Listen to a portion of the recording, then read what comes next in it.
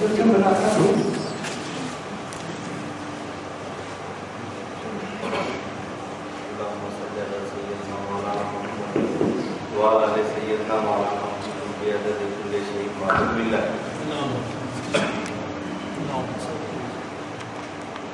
ہم سب یہاں پر ناسک شہر میں عید میلاد النبی کے پروگرام میں آئے ہیں اور حضرت قبلہ سجادہ نشین حضرت غلام علی شاہ صاحب قبلہ حضرت قبلہ کی زیر نگرانی ہم یہاں پر تعلیمات دہرا رہے ہیں. ان سے جو ہم نے باتیں سنی ہیں وہ ہم اپنے اپنے لفظوں میں دہرا رہے ہیں. یہ ان کا بڑا کرم ہے کہ ہم کو ایک جگہ لا کر بٹھا دیے اور کسی کو سننے والا بنا دیے, کسی کو بولنے والا بنا دیے. تو ہم آج یہاں پر جیسا سیرت النبی کے بارے میں جو حضرت قبلہ سے باتیں سنے ہیں وہ دہرانے کی کوشش کریں گے. بلغ الغلام کمالہ کشفت دجا بجمالہ حسنت جمیع و خصالہ صلوا علیہ و آلہ. اور اللہ تعالیٰ کا مقصد یہ اگر اللہ تعالیٰ سرکار کو نہیں بناتا تھا تو یہ دونوں جہان بھی نہیں بناتا تھا. محمد گر نہ بودے کس نہ بودے ہر دو عالم راہ بودے. تو سب سے پہلے خلقت میں سرکار کا نور تھا. اول ما خلق اللہ نوری کل شیء من نور. عمل میں بھی ذکر ہے کہ نہ وجود تھا, نہ نمود تھی, نہ نشان شان ظہور تھا, نہ زمین تھی, نہ یہ آسمان, نہ مکی تھے, نہ کہیں مکہ, نہ نشان حضور و حضور تھا.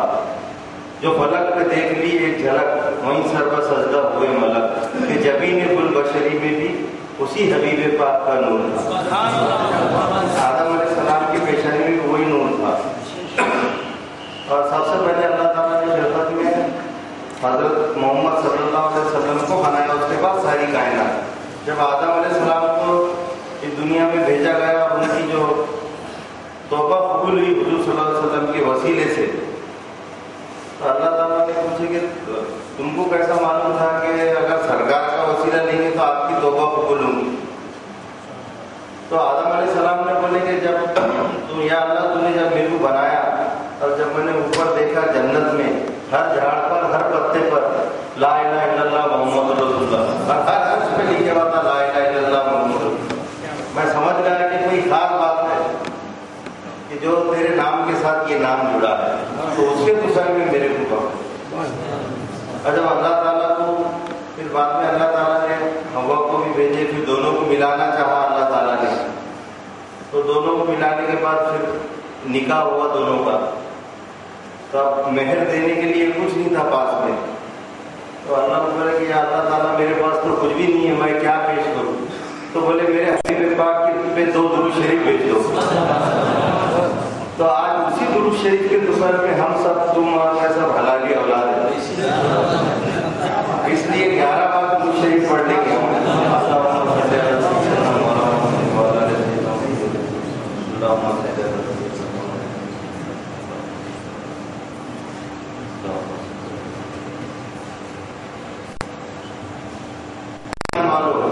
اللہ تعالیٰ بےمانوں سے مخاطب نہیں ہے بلکہ ہے ایمان والوں, تم میرے محبوب پہ درود شریف بھیجو, کیونکہ میں اور میرے ملائکہ بھیجتے ہیں اور کوئی دوسرا کام نہیں. اللہ تعالیٰ نے یہ نہیں فرمایا, حضرت سجادہ نشین حضرت غلام علی شاہ صاحب کہ اللہ تعالیٰ نے یہ نہیں فرمایا کہ میں نماز پڑھتا ہوں, میں روزہ رکھتا ہوں, میں زکات دیتا ہوں, یہ نہیں فرمایا اللہ نے, بلکہ یہ فرمایا کہ میں اور میرے ملائکہ سرکار پہ درود بھیجتے ہیں. ایمان والوں تم بھی بھیجو. تو بھیجو بولے تو ہم کیسا بھیجتے, ہم یہ بولتے کہ یا اللہ تو بھیج, ہمارے میں بھیجنے میں طاقت نہیں ہے, اے اللہ تو بھیج.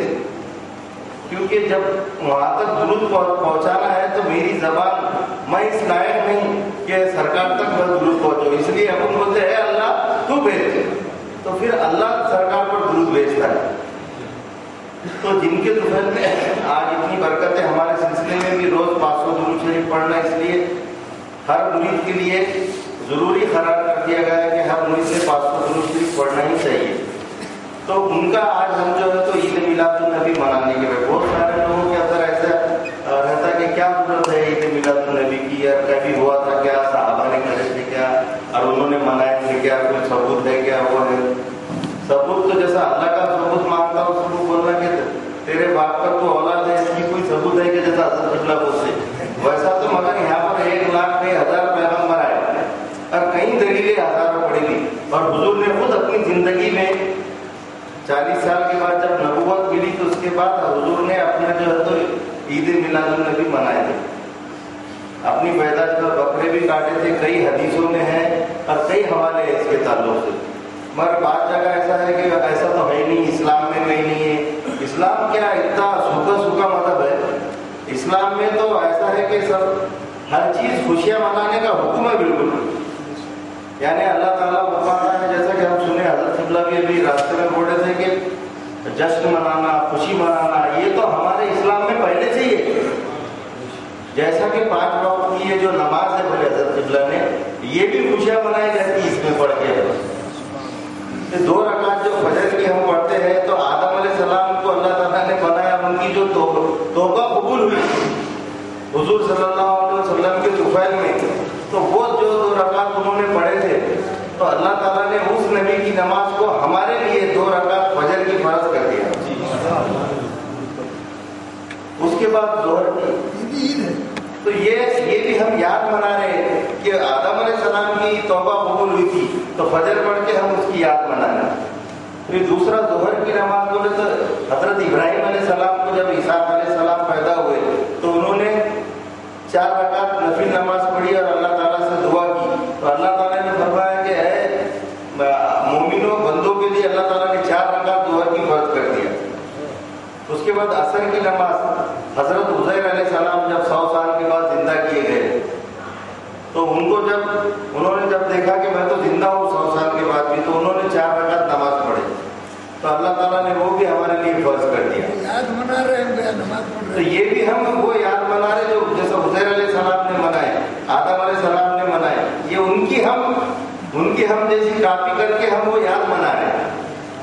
और मगरिब की नमाज याकूब अलैहिस्सलाम और बाद हदीसों में जो है तो अय्यूब अलैहिस्सलाम का जिक्र है कि आप बीमार थे, शफा हुई, थोड़ी तबीयत अच्छी लगी तो 4 रकात मगरिब की नमाज के लिए खड़े हुए, मगर 4 रकात नहीं पढ़ सके, तीसरी रकात नहीं बैठ गए, तो वो 3 रकात हमारे लिए हमेशा के लिए हो गई।